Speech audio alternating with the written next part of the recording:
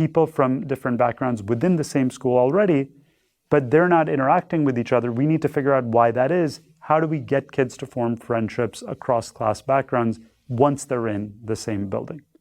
Manage to integrate every single school, every single neighborhood, every single college perfectly by income, which would be incredibly difficult to do in the US or in any other society, we would still have half of the social disconnection left, which highlights the importance of solving this friending bias problem, a problem that I think we have not devoted much attention to in the public discourse to date.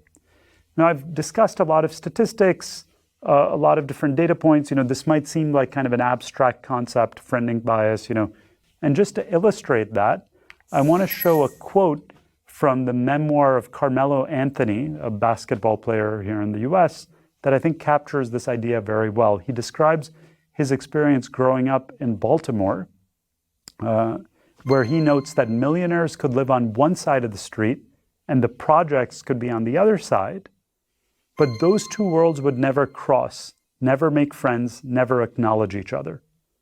In our jargon, what he's saying is that there's a lot of friending bias. Even though you're exposed to each other, you're kind of physically proximate to each other, you never actually become friends with each other.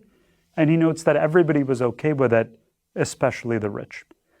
And so that is the key issue, I think one of the key issues that needs to be addressed, to connect people by class going forward, and ultimately to potentially increase upward mobility and create more economic opportunity in the next generation. The first is this, which is that the degree of friending bias that people exhibit varies greatly across the settings in which they make friends.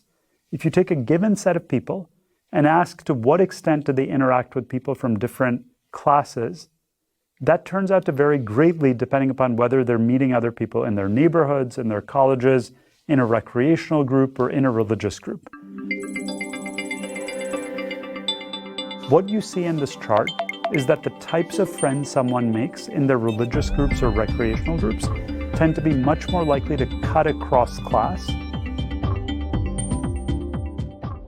That is, recreational groups and religious groups exhibit much less friending bias. Why is that the case? We don't know exactly. One theory is that it's about having something in common. Apparently, a given person behaves very differently in different types of settings.